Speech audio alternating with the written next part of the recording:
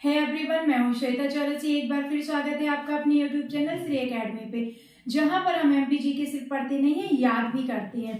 तो जो हमारी मध्य प्रदेश की कला एवं संस्कृति की क्लासेस चल रही थी, जिसमें हम बहुत सारे टॉपिक कवर कर चुके हैं, उसी में आज हम देखेंगे मध्य प्रदेश के प्रमुख आधुनिक साहित्यकार। मतलब जो हमारा एमपीपीएससी की यूनिट 2 है, उसमें आपका जो सिलेबस है मध्य प्रदेश के प्रमुख साहित्यकार एवं उनकी कृतियां, उसी के अंतर्गत हमने हमारे जो प्राचीन काल के साहित्यकार रहे उनको पढ़ लिया है। हमने अपने मध्यकालीन साहित्यकार को भी पढ़ लिया है और हमने अपनी पिछली क्लास में आधुनिक साहित्यकार के बारे में भी पढ़ा था। कुछ हमारे रह गए थे जिनको हम अपनी आज की क्लास में कवर करेंगे। इसके बाद जो आपके रह जाएंगे हम उनको अपनी आने वाली क्लास में कवर करेंगे। तो आपको हमारे साथ जुड़े रहना है, बिल्कुल भी इस लेक्चर को मिस नहीं करना है, साथ ही साथ इसको अंत तक देखना है, क्योंकि हम आपको पता है हम आपको डेली क्वेश्चन भी दिया करते हैं जो पीवाईक्यू है और हम जो टॉपिक पढ़ा चुके हैं उनसे रिलेटेड। तो चलिए हम सबसे पहले देख लेते हैं हमारी आज की क्लास की रूपरेखा, हम क्या क्या पढ़ने वाले हैं। तो हम पढ़ेंगे भवानी प्रसाद मिश्र जी के बारे में, हम पढ़ेंगे मुल्ला रमू जी के बारे में, आचार्य नंद दुलारी वाजपेयी जी के बारे में, साथ ही साथ बाल बैरागी के बारे में। जो हमारे आधुनिक साहित्यकार हैं हम उनके बारे में क्या क्या पढ़ेंगे तो हम वो भी देख लेते हैं। तो हम पढ़ेंगे जन्म और मृत्यु इनकी कब हुई थी, इनका जन्म कब हुआ था, मृत्यु कब हुई थी, इनका जन्म स्थान क्या है। जन्म स्थान तो जैसे इनका यूपी है तो इनकी कार्यस्थली मध्य प्रदेश में क्या है, तो हम वो भी पढ़ेंगे। इनके द्वारा कौन कौन सी पत्रिकाएं संपादित की गई हम वो भी पढ़ेंगे। साथ ही साथ हम इनकी प्रमुख रचनाओं के बारे में पढ़ेंगे, क्योंकि आपके एग्जाम में इनसे क्वेश्चन जरूर बनता है। साथ ही साथ हम विशेष में मतलब इनसे रिलेटेड जो भी अन्य फैक्ट हैं कि किसको कब कौन सा पुरस्कार मिला है, साथ ही साथ किस अन्य नाम से जानते हैं या इनका पूरा नाम क्या है, साथ ही किस चीज के जनक रहे हैं, मतलब इनसे रिलेटेड जो भी विशेष रहेगा हम वो सब कवर करेंगे। तो इस क्लास को आपको बिल्कुल स्किप नहीं करना है, हमारे साथ अंत तक जुड़े रहना है। चलिए तो सबसे पहली हेडिंग लिखिए आप भवानी प्रसाद मिश्र। आप अपनी सबसे पहली हेडिंग लिखिए भवानी प्रसाद मिश्र। चलिए उससे पहले आप कल के आंसर देख लीजिए, हमने आपको कुछ क्वेश्चन दिए थे, आप उसके आंसर नोट कर लीजिए। कल जो क्वेश्चन दिए थे आप उनके आंसर नोट कर लीजिए। तो आपका पहला क्वेश्चन था राजा भोज का जन्म कहाँ हुआ था, आपको बताना था। इनका जन्म उज्जैन में हुआ था। कहाँ पर, उज्जैन में इनका जन्म हुआ था। आपका अगला क्वेश्चन था किस साहित्यकार को चक्रवर्ती की उपाधि दी गई, किस साहित्यकार के पास आपको बताना था चक्रवर्ती की उपाधि है। तो आपको याद रखना है बाणभट्ट जी को चक्रवर्ती की उपाधि दी गई। अगला क्वेश्चन था किसने दी थी, तो आपको याद रखना है किसके द्वारा दी गई थी, तो आपको याद रखना है किसके द्वारा दी गई थी, हर्षवर्धन जी के द्वारा दी गई थी। आपको याद रखना है हर्षवर्धन जी के द्वारा ये दी गई थी। अगला क्वेश्चन था रामचंद्रिका की रचना किसने की, रामचंद्रिका की रचना किसने की, तो किसने की, केशवदास जी को, केशवदास जी ने रामचंद्रिका की रचना की। अगला क्वेश्चन था भूषण जी का उपनाम क्या है, भूषण जी का उपनाम तो आपको बताना था इनका उपनाम है जटाशंकर। हम ये सब कुछ कवर करा चुके हैं, पढ़ा चुके हैं। अगर आप इतने सरल क्वेश्चन के आंसर नहीं दे पाते हैं तो आपको परेशान नहीं होना है, हमने कहा परेशान नहीं होना है, बस थोड़ा सा सीरियस हो जाना है। और इस लेक्चर की बाद आपको इस चैनल की प्लेलिस्ट में जाना है और वहां से सारे टॉपिक आपको अच्छे से कवर कर लेना है। चलिए अब हम पढ़ लेते हैं भवानी प्रसाद मिश्र जी के बारे में। तो भवानी प्रसाद मिश्र जी का जो जन्म की जो वर्ष है और इनका स्थान है कई जगह अलग अलग बताया गया है। जैसे कि हम आपको बताते हैं कि जो इनका जन्म है, जन्म इनका कब हुआ, तो आपको याद रखना है 23 मार्च 1913 में इनका जन्म हुआ। कहीं कहीं पर बताया गया है इनका जन्म 1914 में हुआ। तो दोनों डेट तो आएंगी नहीं, दोनों डेट नहीं आएंगे, अगर आती है तो आपको 1913 ही टिक करनी है। साथ ही साथ अगर हम बात करें इनके जन्म स्थान की तो कहीं कहीं इनका जन्म स्थान टिगरिया बताया गया है और कहीं कहीं इनका जन्म स्थान क्या बताया गया है, खिरिया बताया गया है। खिरिया या टिगरिया आपको याद रखना है। अगर हम इनकी जिला की बात करें किस जिला, तो आपको याद रखना है इनका होशंगाबाद जिला में जन्म हुआ था। कहाँ पर, होशंगाबाद जिला में इनका जन्म हुआ था। अगर हम इनके कार्य क्षेत्र की बात करें तो इनका जन्म तो आपके मध्य प्रदेश के होशंगाबाद जिले में होता है, लेकिन इनका जो कार्य क्षेत्र है तो आपको याद रखना है, इनका कार्य क्षेत्र वर्धा महाराष्ट्र इनका कार्य क्षेत्र रहा है। वर्धा महाराष्ट्र इनका कार्य क्षेत्र रहा है, आपको याद रखना है। ये गांधीवादी विचारों से बहुत ज्यादा प्रभावित थे। इसके तहत इन्होंने 1942 में आप बताइए कौन सा आंदोलन हुआ था, तो आपको याद रखना है भारत छोड़ो आंदोलन में इन्होंने भाग लिया था। भारत छोड़ो आंदोलन में इन्होंने भाग लिया था, जिसके उपरांत इनको जेल भेजा गया। इन्होंने कारावास की सजा भी काटी, आपको याद रखना है। अब हम बात करें इनकी पत्रिकाओं की, इन्होंने कौन कौन सी पत्रिकाओं का संपादन किया, तो आपको याद रखना है इनकी पत्रिका थी महिला आश्रम इनकी पत्रिका थी। साथ ही साथ आपको इनकी दूसरी पत्रिका का नाम याद रखना है कल्पना, ये इनकी पत्रिकाएं थी। अब अगर हम भवानी प्रसाद मिश्र जी की रचनाओं की बात करें तो आपको इनकी रचनाएं याद रखनी है गीत फरोश। क्या इनकी रचना आपको याद रखनी है? गीत फरोश, आप लिख लीजिए गीत फरोश।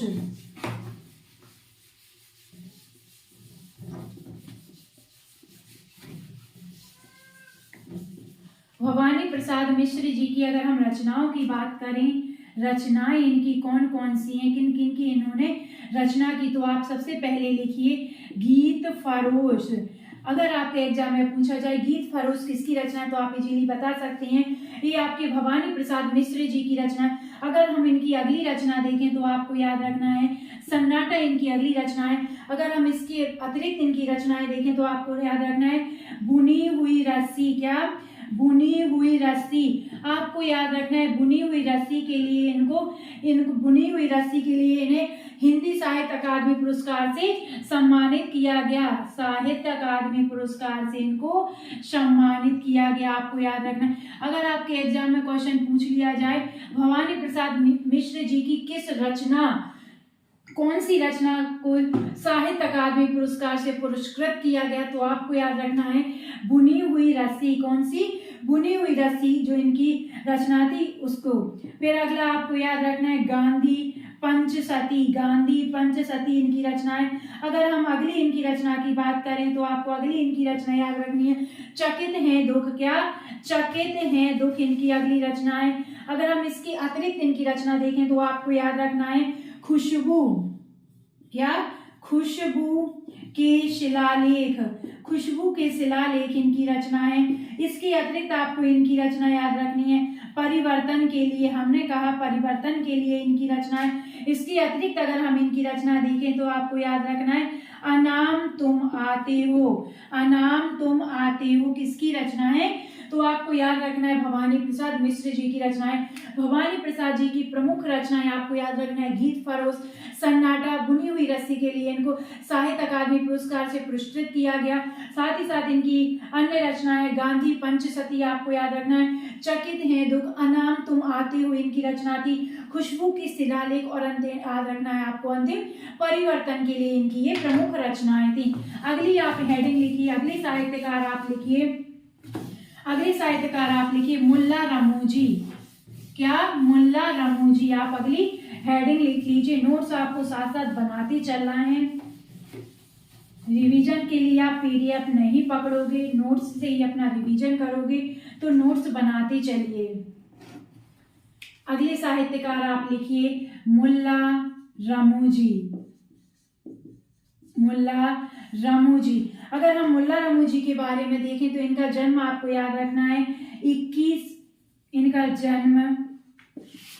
जन्म आपको याद रखना है 21 मई 1896 को हुआ था। अगर हम जन्म स्थान की बात करें तो आपको याद रखना है इनका जन्म स्थान भोपाल है, मध्य प्रदेश के भोपाल जिले में इनका जन्म होता है। कब? 21 मई 1896 को आपको याद रखना है। अगर हम इनकी मृत्यु की बात करें तो आपको याद रखना है 10 जनवरी 1952 को इनकी मृत्यु हो जाती है। 10 जनवरी 1952 को इनकी मृत्यु हो जाती है, आपको याद रखना है। अगर हम इनके पूरा नाम की बात करें, इनका पूरा नाम क्या था? अगर आपके एग्जाम में क्वेश्चन बन जाए मुल्लू रमूजी का पूरा नाम क्या था तो आपको पता होना चाहिए मोहम्मद सिद्दीकी, हमने कहा मोहम्मद सिद्दीकी रमूजी, मोहम्मद सिद्दीकी मुल्ला रमूजी, इनका पूरा नाम था, आपको याद रखना है। इसके अतिरिक्त अगर हम इनके अन्य फैक्ट देखें तो आपको याद रखना है, इनको गुलाबी उर्दू के जनक कहा जाता है। आपसे अगर एग्जाम में पूछा जाए गुलाबी उर्दू के जनक किस साहित्यकार को कहा जाता है, तो आप बता सकते हैं मुल्ला रमूजी को गुलाबी उर्दू के जनक कहा जाता है।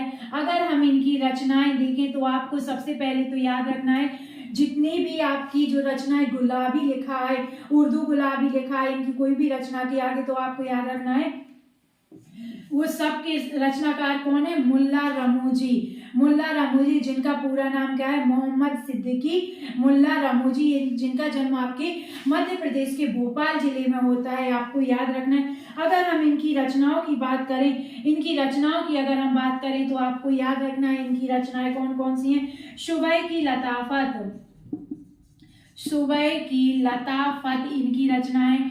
अगर हम इनकी अगली रचना देखें तो आपको याद रखना है लाठी और भैंस इनकी रचनाएं, लाठी और भैंस इनकी रचनाएं। अगर हम इन अगली रचना इनकी देखें तो आपको याद रखना है औरत जात इनकी रचना है, किनकी, मुल्ला रमूजी की औरत जात आपको रचना याद रखनी है। अंगूरा इनकी रचनाएं हैं, हमने कहा अंगूरा इनकी रचना। अगली रचना आपको याद रखना है इनकी मुसाफिर, हमने कहा मुसाफिर खाना, मुसाफिर खाना।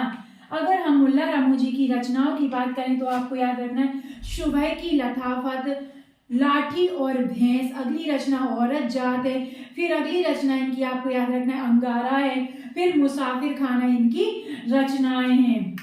अब हम पढ़ लेते हैं। साथ ही साथ आपको एक इम्पोर्टेंट फैक्ट और याद रखना है, जो मध्य प्रदेश संस्कृति भवन है, मध्य प्रदेश सरकार द्वारा मध्य प्रदेश संस्कृति भवन का नाम, मध्य प्रदेश संस्कृति भवन का नाम बदलकर क्या रखा गया, मतलब इनके नाम पर भवन का नाम रखा गया, तो क्या है, मुल्ला रमूजी संस्कृति भवन, मुल्ला रमूजी संस्कृति भवन आपको याद रखना है। अगर आपके एग्जाम में क्वेश्चन बन जाए मध्य प्रदेश के संस्कृति भवन को किस नाम से जानते हैं, तो आप इजीली बता पाएंगे कि मुल्ला रमूजी संस्कृति भवन के नाम से जानते हैं।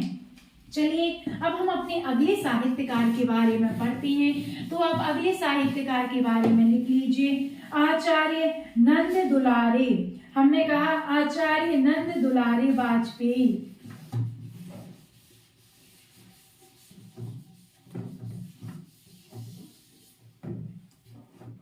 आचार्य नंद दुलारे वाजपेयी, ये आपकी अगली हेडिंग है, अगली साहित्यकार हैं। अगर हम इनके जन्म की बात करें, आपके आचार्य नंद दुलारे वाजपेयी जी के जन्म की बात करें तो आपको याद रखना है इनका जन्म होता है 4 सितंबर, कब, 4 सितंबर 1906 में इनका जन्म होता है, 4 सितंबर 1906 में इनका जन्म होता है। अगर हम इनके जन्म स्थान की बात करें, जन्म स्थान की बात करें तो आपको याद रखना है इनका जन्म स्थान है मगरायर गांव, मगरायर गांव, जिला उन्नाव, राज्य आपको याद रखना है उत्तर प्रदेश। आचार्य नंद दुलारे वाजपेयी जी के अगर हम जन्म स्थान की बात करें तो आपको याद रखना है जिला उन्नाव, राज्य उत्तर प्रदेश। अगर गांव आपसे पूछ लिया जाएगा, थोड़ा डीपली पूछ लिया जाए, तो आपको याद रखना है मगरायर गांव में इनका जन्म हुआ था। अब हम बात करते हैं इनकी कर्मस्थली की, मतलब इनका जन्म तो उत्तर प्रदेश में हुआ, लेकिन इन्होंने कर्मस्थली अपनी मध्य प्रदेश बनाई।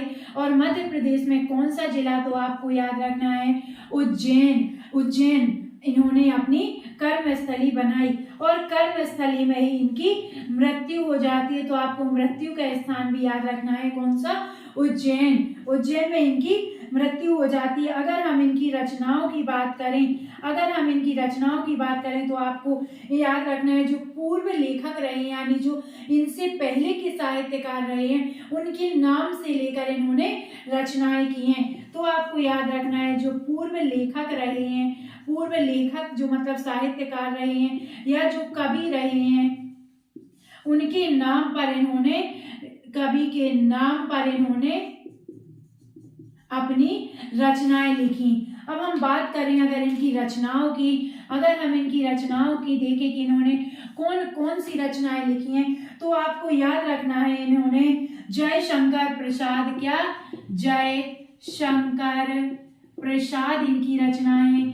अगर हम इनकी अगली रचना देखें तो आपको याद रखना है इनकी अगली रचना है महाकवि निराला, क्या, महाकवि निराला इनकी अगली रचना है। इसके अतिरिक्त अगर हम इनकी रचना देखें तो इनकी रचना है महाकवि सूरदास, महाकवि सूरदास इनकी रचना है, महाकवि सूरदास इनकी रचना है। अगली रचना अगर हम देखें तो आपको याद रखना है प्रेमचंद्र इनकी रचना है। अगर हम बात करें इन्होंने कौन सी पत्रिका का प्रकाशन किया, मतलब कौन सी पत्रिका का इन्होंने संपादन किया, तो अगर हम इनकी पत्रिका की बात करें तो आपको याद रखना है शूर सागर, क्या, शूर सागर पत्रिका का संपादन आपके आचार्य नंद दुलारे वाजपेयी जी के द्वारा किया गया। अब आप अगले अपने साहित्यकार लिख लीजिए। अगर हम इनके बारे में बात करें आचार्य नंद दुलारे वाजपेयी जी, तो आपको याद रखना है इनका जन्म 4 सितंबर 1906 को होता है।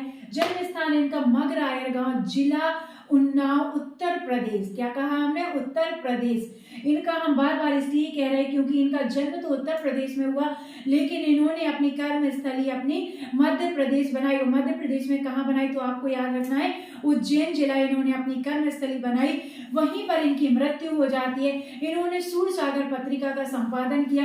अगर हम इनकी रचनाएं देखें तो आपको याद रखना है पूर्व लेखक और कवियों के नाम पर इनकी रचनाएं थी। अगर आपके एग्जाम में क्वेश्चन बन जाए मध्य प्रदेश का कौन सा साहित्यकार है जिसने अपनी रचनाओं का जो मुख्य आधार बनाया वो पूर्व लेखक या कवियों के नाम पर बनाया, तो आपको याद रखना है आचार्य नंद दुलारे वाजपेयी जी, जिनकी रचनाएं जयशंकर प्रसाद, महाकवि निराला, प्रेमचंद, महाकवि सूरदास इनकी प्रमुख रचनाएं हैं। अब अपने अगले साहित्यकार की हेडिंग लिख लीजिए, अपने अगले साहित्यकार आप लिख लीजिए बाल बैरागी।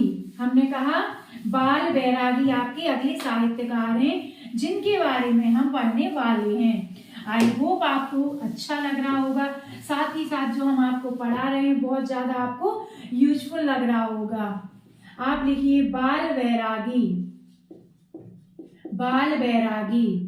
बाल बैरागी जी के बारे में हम पढ़ते हैं तो आपको याद रखना है इनका जन्म मध्य प्रदेश के नीमच जिले में होता है। हमने कहा इनका जन्म मध्य प्रदेश के नीमच जिले में होता है, नीमच जिले में इनका जन्म होता है। अगर हम इनके वास्तविक नाम की बात करें, वास्तविक नाम की अगर हम बात करें बाल बैरागी जी की, तो आपको याद रखना है नंदराम दास। अगर आपके एग्जाम में क्वेश्चन बन जाए नंदराम दास किनका वास्तविक नाम है, किस साहित्यकार का वास्तविक नाम है, तो आप बता पाएंगे बाल बैरागी जी जो है उनका वास्तविक नाम है नंदराम दास। अगर हम इनकी रचनाओं की बात करें, इनकी रचनाएं आपको याद रखना है सबसे पहली अपनी गंध नहीं बेचूंगा, अपनी गंध नहीं बेचूंगा इनकी रचना थी। अगली रचना अगर हम इनकी देखें तो आपको याद रखना है दीवट पर दीप।